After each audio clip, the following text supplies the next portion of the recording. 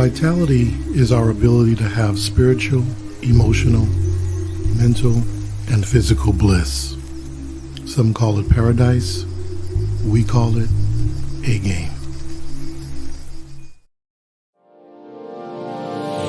Hey all my Crimsonites, and welcome to the Crimson Cure channel, where we embrace our femininity, increase our womanly values, and celebrate our brothers. So join me on our feminine journey to learn, heal, and grow. Hey there, my Crimsonites, and welcome to the Crimson Cure channel. I'm your host, femininity coach and author of the Crimson Cure, and this is my perspective. So I got a clip, and we're going to talk about the weaponization of Black women against Black men. Now, I got a clip in this of Jason Whitlock. I don't agree with him with a lot of stuff, but on this particular clip, I do. I don't know all of the context in which he said these things, but I know how I want to deal with it. So what I'm going to do is I am going to share my screen. We are going to run the clip, and here we go. Don't be a fool and let your wife, girlfriend, mistress, daughter, whomever talk you into, oh, that's just Black people. No, us white girls, us Asian women, us Hispanic, we got this. We're not like those Black women. We would never create that kind of mess. Yes, you would. Yes, you would. And I know I'm making people uncomfortable. And I know I'm making people think I'm a sexist pig. I'm not. I just happen to believe in the Bible and common sense and the reality that men and women are different. We have different roles in this society. You turn the society over to women, it's going to look like the South Side of Chicago. Period. End of discussion.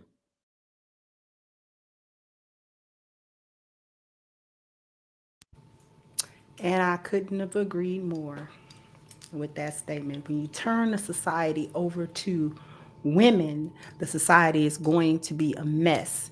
This is why other societies don't do that.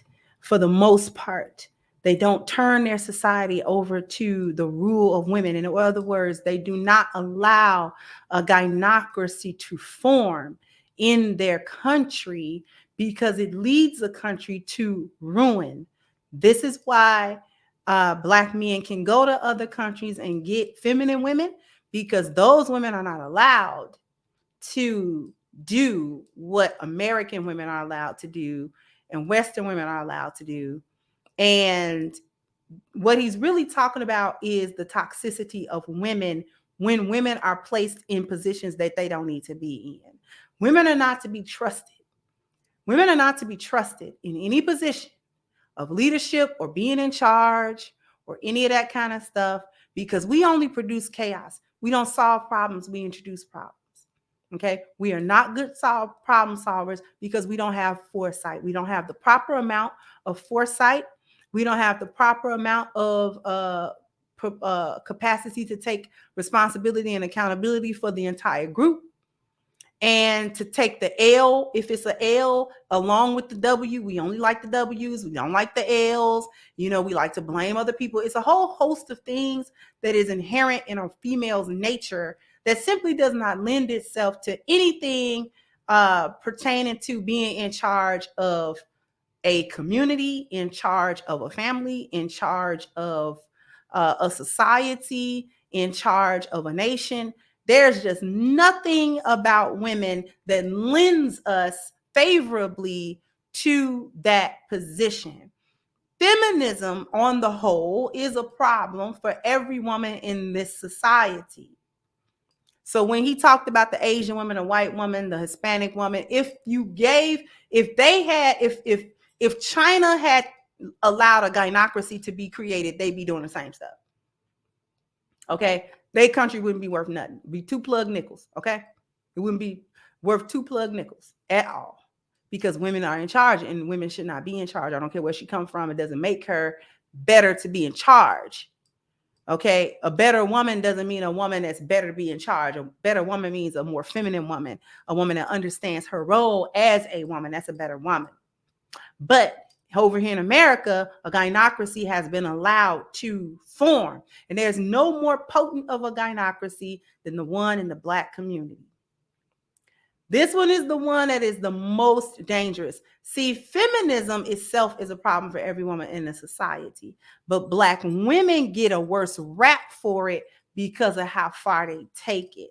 Because it's not feminism anymore, it is a gynocracy, and it is extremely dangerous as well to the men that are involved in the gynocracy, specifically Black men. When I say involved in the gynocracy, I mean victims of it, having to just been born into it, born into a culture that supports that, and then him having to find his way out of it and all of that sort of thing. Okay.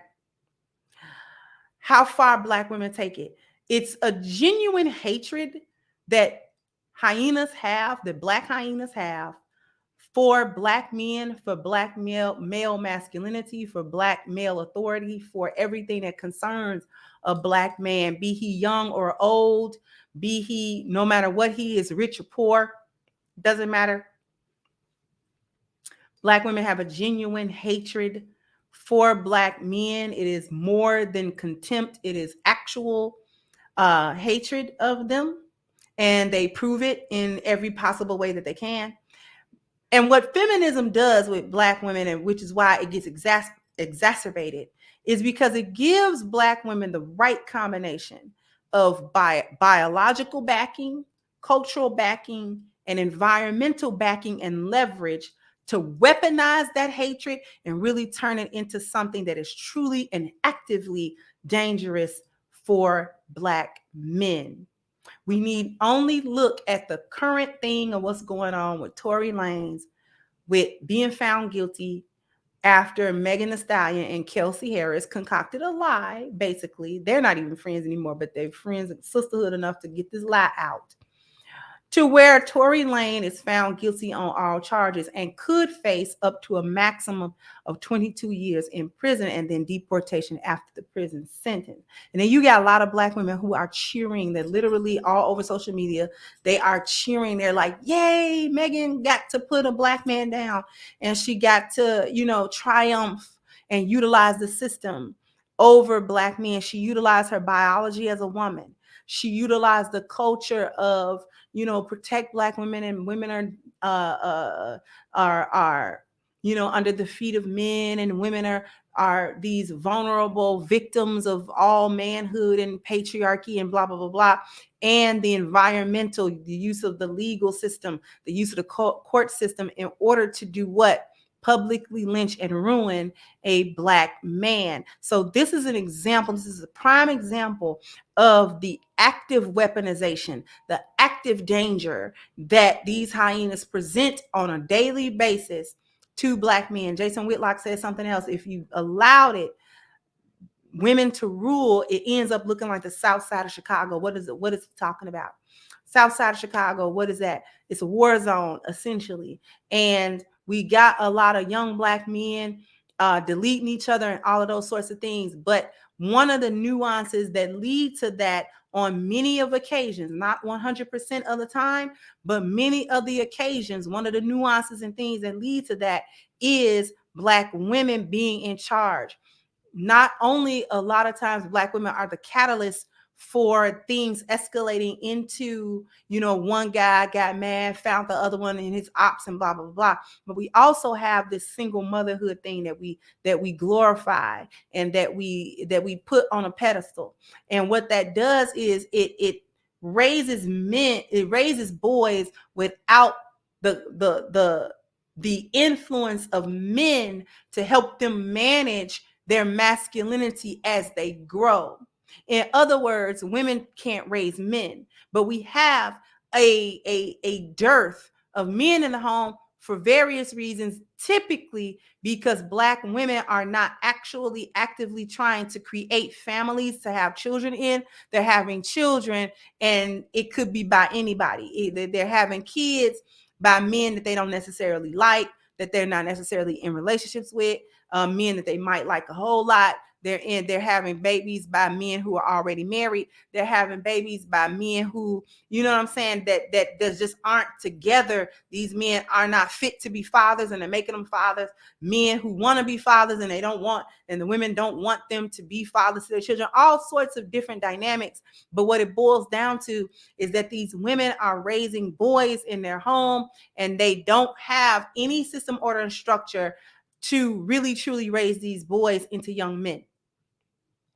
So what you have is you have a lot of out of control, emotionally unstable young men who don't have any guidance on how to be men. They just grow up chronologically, but they have to really pick their way through life, make a bunch of mistakes, hope those mistakes don't end their life, hope those mistakes don't cause them to go to prison and things like that, and basically ruin them. You hope that they're able to skate by and make these mistakes, and actually, as they get older, come to understand what it's supposed to be, what being a man is supposed to be, without the proper guidance from his home and in his neighborhood and from the culture, right?